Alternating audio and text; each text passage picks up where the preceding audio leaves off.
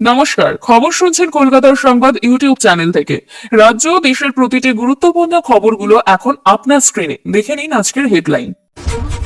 9ই August Nabanna অভিযানের ডাক, তিলোত্তমার মা বাবাকে উপস্থিত থাকার অনুরোধ শুভেন্দুর। নেতাগিরিও করবেন আবার চাকরিও, মনোজের মডেল নিয়ে কল্যাণের বিস্ফোরক মন্তব্য। পাথর নয় কলম দাও, মুসলিম যুবকদের ভোটে নজর বিজেপির, বঙ্গ রাজনীতিতেও নতুন ঝড়ের ইঙ্গিত। ডিউটি শেষ করে গায়েব সিকিউরিটি গার্ড, কসবাকাণ্ডে চাঞ্চল্যকর মোড়, বাজেয়াপ্ত আরো এক মোবাইল। মারাত্মক যুদ্ধের পর এবার শান্তির বার্তা, ইসরায়েলের সঙ্গে যুদ্ধবিরতি বৈঠকে রাজি হামাস। লক্ষ্মী গণেশের ছবি দিয়ে গাঁজা পাচার, রামপুরহাটের তৃণমূল সদস্য সহ ধৃত 3। ট্রাম্পের কাছে নথি স্বীকার করেই বাণিজ্য চুক্তি করবেন মোদী, দাবি রাহুল গান্ধীর। ফের সেবিক, চুরির অপরাধ দিয়ে কান ধরে উঠব, অপমানে আত্মহত্যা পৌরার। মধু চক্রকাণ্ডে আরো বিপাকে হাওড়ার ফুলটুসি, এবার দায়ের জালিয়াতির মামলা। প্রিয় দর্শক, পুরো খবরটি জানতে হলে ভিডিওটি মনোযোগ দিয়ে শেষ পর্যন্ত দেখুন আর সঙ্গে চ্যানেলটি সাবস্ক্রাইব করে রাখুন কলকাতা সংবাদের প্রতিদিনের আপডেট পেতে। আসছে বিস্তারিত খবর। তিলোত্তমার বাড়িতে পৌঁছলেন বিধানসভার বিরোধী দলনেতা শুভেন্দু অধিকারী। আগামী 9ই আগস্ট তিলোত্তমার ঘটনার 1 বছর সম্পূর্ণ হচ্ছে। সেই স্মরণেই এবার নবান্ন অভিযান। দলীয় পতাকা ছাড়াই এই অভিযানের ডাক দিয়েছে বিজেপি। ওই দিন তিলোত্তমার মা বাবাকে সেই অভিযানে সামিল হওয়ার জন্য আমন্ত্রণ জানিয়েছেন শুভেন্দু। আজ শনিবার শুভেন্দু পৌঁছান তিলোত্তমার বাড়ি, তার সঙ্গে ছিলেন কৌস্তব বাগচি। প্রায় 1 ঘন্টার উপর তিলোত্তমার মা বাবার সঙ্গে কথা বলেন শুভেন্দু অধিকারী। এদিকে বিরোধী দলনেতা যে এদিন তিলোত্তমার বাড়ি যাবেন তা আগেই জানিয়েছিলেন তিনি। শুভেন্দু বলেন, 5 তারিখ উল্টো রথের দিন পানিহাটিতে যাব। ওই দিন আমি অনুমতি নিয়ে তাদের বাড়ি যাব আর তিলোত্তমার বাবাকে বলবো পতাকা ছাড়া 9ই আগস্ট তিলোত্তমার ধর্ষণ খুনের 1 বছরে নবান্ন অভিযান করতে হবে। অপরদিকে তিলোত্তমার মা বলেন, আমরা যে তিমিরে ছিলাম সেই তিমিরেই আছি। সঞ্জয়কে একা ধরলো, তারপর আজ যে দুজনকে ধরেছিল চার্জশিট না দেওয়ার কারণে তারাও ছাড়া পেয়ে গিয়েছেন।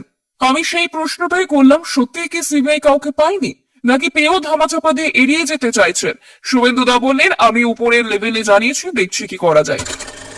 টিএমসিপি করলেই কলেজের চাকরি, জেলায় জেলায় মনোজিৎ মডেল। এবার জেলায় জেলায় মনোজিৎ মডেল নিয়ে সড়ক কল্যাণ বন্দ্যোপাধ্যায়। কসবা উত্তরপাড়ার পর এবার কাকদ্বীপ কলেজ। কাকদ্বীপ কলেজে টিএমসিপি নেতা কর্মীদের নিয়োগ ঘিরে বিতর্ক। কলেজে অস্থায়ী কর্মী হিসেবে কাজ করছেন টিএমসিপির 7 নেতা কর্মী। এই প্রসঙ্গে কল্যাণ বন্দ্যোপাধ্যায় বলেন, আমি কোনো দলের তরফ থেকে বলছি না, আমি ব্যক্তিগতভাবে মনে করি এটা ঠিক নয়। তুমি যদি তৃণমূলের লোককে দেবে, নেতাদেরকে কেন দেবে? অন্য কর্মীদের দাও ভাই, নেতাগিরিও করবে আবার চাকরিও করবে, এই দুটো জিনিস হতে পারে না। এদিকে 2022 সালে তৃণমূল ছাত্র পরিষদের 7 নেতা কর্মীকে নিয়োগের কথা স্বীকার কাকদ্বীপের তৃণমূল বিধায়ক মন্টুরাম পাখিরার। কাকদ্বীপ কলেজের পরিচালন সমিতির সভাপতি মন্টুরাম পাখিরা নানকের মূল্যায়নের জন্য কর্মীর প্রয়োজন ছিল, তা নিয়োগ সাফাই মন্টুরামে। পরীক্ষা ছাড়াই নিয়োগের সিদ্ধান্ত নেয় গভর্নিং বডি, এমনটাই বলেন মন্টুরাম। তিনি এও বলেন, প্রত্যেকেই দরিদ্র অস্থায়ী কর্মী হিসেবে কাজ করছেন। তিনি বলেন, মহাবিদ্যালয় পরিচালন সমিতির স্টাফের মধ্যে কিছুটা অপ্রতুলতা আছে এবং সেই সময়টা ন্যাকের কাজ করছিল। সেই সময় গভর্নিং বডি সর্বসম্মতভাবে সিদ্ধান্ত নেয় যে অস্থায়ী কয়েকজনকে নেওয়া হবে। সেইভাবে অস্থায়ী কয়েকজনকে নেওয়া হয়েছে এবং তারা দরিদ্র পরিবারের ছেলে। টিএমসিপি করতো বলেই কাকদ্বীপ কলেজে নিয়োগ করা হয়েছিল 7 জনকে। অভিযোগ করেছে এই কলেজের প্রাক্তন ছাত্র এবিভিপি নেতা নিপুণ দাস। তার অভিযোগ, এই নিয়োগের বিরোধিতা করায় 2023 সালে ইউনিয়ন রুমে ঢুকিয়ে তাকে মারধর করা হয়। কাকদ্বীপ থানায় অভিযোগ জানিয়েও কাজ হয়নি। এবিভিপি নেতার এমনই অভিযোগ। তৃণমূলের প্রতিক্রিয়া এখনো মেলেনি। কয়েকদিন আগে উত্তরপাড়ার রাজা প্যারিমোহন কলেজেও মনোজিৎ মডেলের ছবি ধরা পড়ে। এফআই এর দাবি, 2011 সালের পর উত্তরপাড়ার রাজা প্যারিমোহন কলেজে স্থায়ী অস্থায়ী মিলিয়ে চাকরি দেওয়া হয়েছে টিএমসিপির 10 জন নেতাকে। অধ্যক্ষের দাবি, এই চাকরি পেয়ে হয়েছে পরিচালন সমিতির সুপারিশে। পরিচালন সমিতির মাথায় রয়েছেন তৃণমূল বিধায়ক কাঞ্চন মল্লিক, যিনি কার্যত দায় ঠেলছেন পূর্বসূরিদের দিকে। আমরা নতুন ভারত তৈরি করতে চাই, মুসলিমদের সঙ্গে নিয়ে এবার আমরা ভোটে লড়বো। 2004 সালে এই বার্তা দিয়েছিলেন অটল বিহারী বাজপেয়ী। এবার তার সেই পথে কি হাঁটছেন শ্রমিক ভট্টাচার্য। সদ্য বিজেপির রাজ্য সভাপতি হচ্ছেন শ্রমিক, হাতে সময় 8 মাস। প্রথম দিনেই সংখ্যালঘুদের উদ্দেশ্যে কড়া বার্তায় চমক দিয়েছেন তিনি। শ্রমিক একজন পুরনো বিজেপি নেতা, 1980 থেকে দলের সঙ্গে রয়েছেন। অসাধারণ বক্তা, কিন্তু এখনো পর্যন্ত তৃণমূলের স্তরে তেমন জনভিত্তি গড়ে তুলতে পারেনি। সুকান্ত মজুমদার সাংসদ, প্রাক্তন কেন্দ্রীয় মন্ত্রীর তুলনায় বেশি জনপ্রিয়। ফলে 2026 নির্বাচনের আগে শ্রমিকের নেতৃত্ব একটা বড় চ্যালেঞ্জ। বাংলায় বিজেপির সংখ্যালঘু ভোট নীতি বহুবার পাল্টেছে। দিলীপ ঘোষের সময় শুধু হিন্দুত্ব, তারপর শুভেন্দু অধিকারী এসে আরো আক্রমণাত্মক হিন্দুত্বের পথে হাঁটেন। এবার শ্রমিক বলছেন আমাদের লড়াই মুসলিমদের বিরুদ্ধে নয়, তাদের হাত থেকে পাথর কেড়ে কলম দিতে চায়। কিন্তু বিজেপি কি শুধুই হিন্দু ভোটের ক্ষমতায় আসতে পারবে? শুভেন্দুর মতে বিজেপির 39% ভোট আছে, আর 5-6% হিন্দু একত্র হলেই যথেষ্ট। কিন্তু সাম্প্রতিক কালীগঞ্জ উপনির্বাচন দেখিয়েছে সব হিন্দু বিজেপিকে ভোট দিচ্ছে না। মুসলিম ভোট পুরোপুরি তৃণমূলের দিকে থাকলেও এনআরসি এর মতো ইস্যুকে একাংশ বিক্ষুব্ধ। এই অবস্থায় ফুরফুরা শরীফ বা সিদ্দিকুল্লাহ চৌধুরীর দূরত্ব তৃণমূলের সঙ্গে বিজেপির জন্য নতুন যোগ তৈরি করছে। শ্রমিক হয়তো সেই অঙ্কই কষেছেন বিক্ষুব্ধ সংখ্যালঘুদের পাশে টানার। তিনি বলছেন আমাদের ভোট না দিলেও চলবে, তবু আমরা ক্ষমতায় আসবো। আবার সঙ্গেই জুড়েছেন আমাদের লড়াই ধর্মান্তর ও ইসলামিক ফ্যাসিজমের বিরুদ্ধে। একই সঙ্গে কালী, বিবেকানন্দ ও জগন্নাথের নাম তুলেছেন, নতুন সংজ্ঞা দিয়েছেন বহুত্ববাদটাই হিন্দুত্ব। এবার দেখার শ্রমিকের এই নতুন রাজনৈতিক রাস্তা বাংলায় কতটা প্রভাব ফেলতে পারে। এবার কসবা মামলার তদন্ত, আরো একটি মোবাইল ফোন বাজেয়াপ্ত।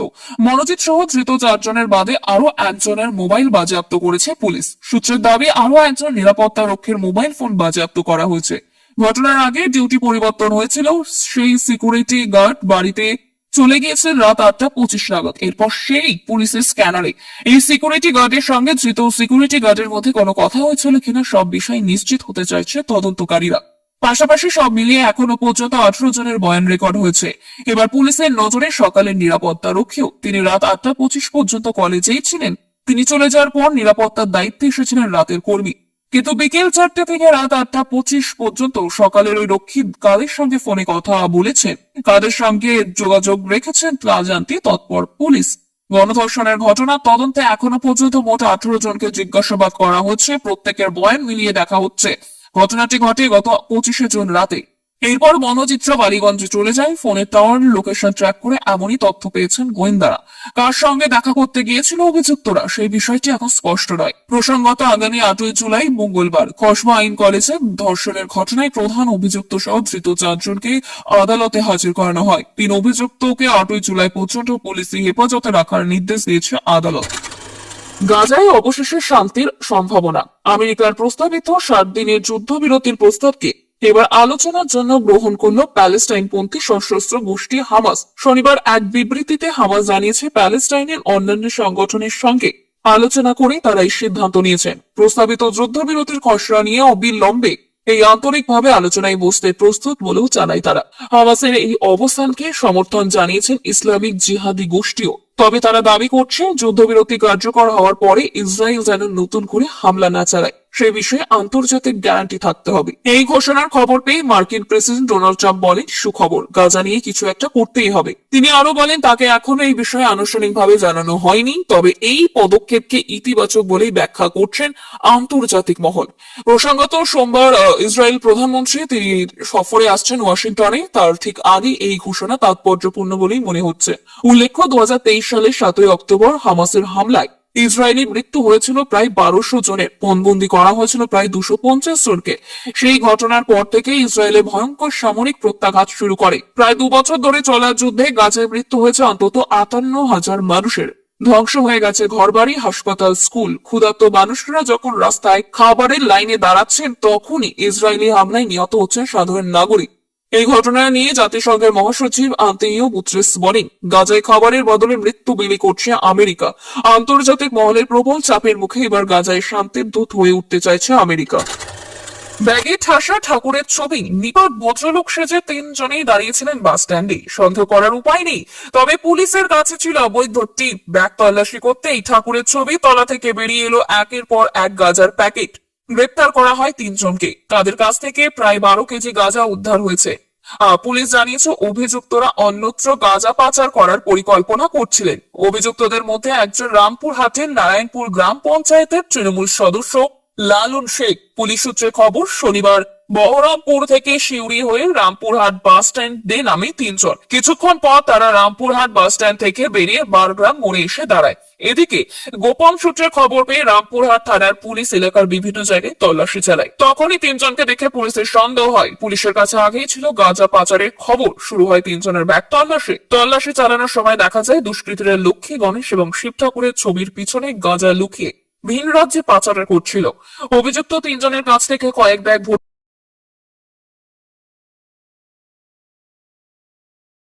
ঠাকুরের ছবি উদ্ধার হয়েছে, আর সেই ছবির পিছনে রাখা ছিল গাঁজা। জেলা তৃণমূলের চেয়ারম্যান আশিস বন্দ্যোপাধ্যায় বলেন, অঞ্চল সভাপতি জানিয়েছে নারায়ণপুর পঞ্চায়েতের আইন আইনের পথেই চলবে।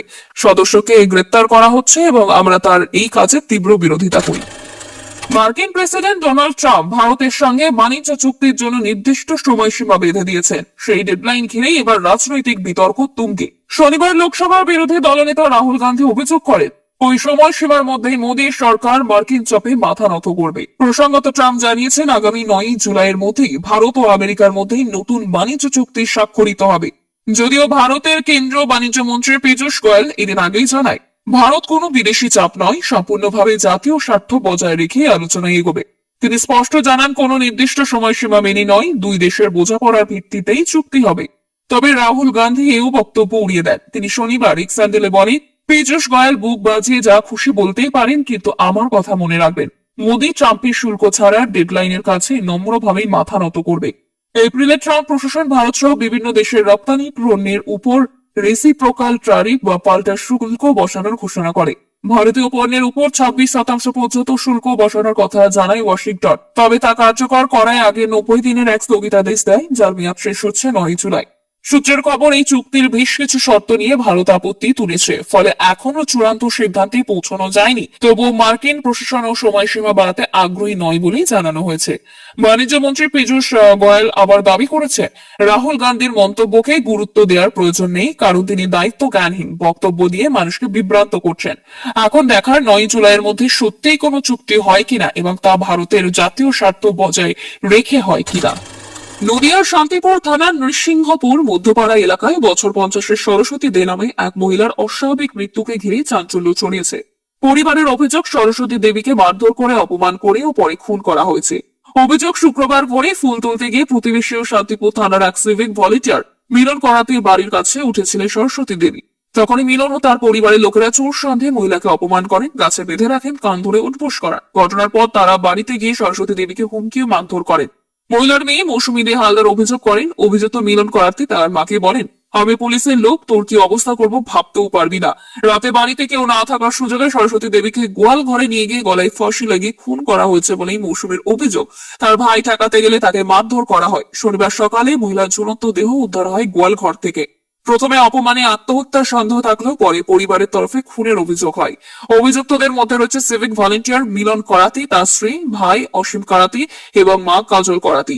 পুলিশ জানিয়েছে, দেহটি ময়না তদন্তে পাঠানো হয়েছে। রানাঘাট পুলিশ জেলার এসপি আশিস মুইজ বলেন, লিখিত অভিযোগ পেয়েছে, জিজ্ঞাসাবাদ চলছে। ময়না তদন্ত রিপোর্টের পর মৃত্যুর প্রকৃত কারণ স্পষ্ট হবে। তবে এখনো পর্যন্ত কাউকে গ্রেপ্তার করা হয়নি। অভিযুক্তদের তরফে কোনো প্রতিক্রিয়া মেলেনি। গোপনে পর্নোগ্রাফির শুটিং, মধুচক্র চালানো, প্রতারণা সহ এক গুচ্ছ মামলা মাথার উপরে চলছে। এবার আরো বিপাকে হাওড়ার ফুলটুসি ওরফে সীতা খান।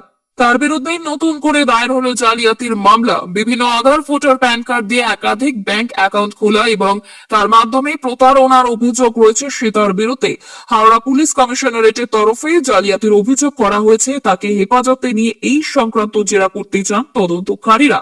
শনিবার হাওড়া আদালতে পুলিশের আর্জি মেনে সীতাকে ফের 5 দিনের হেফাজতের নির্দেশ দিয়েছে।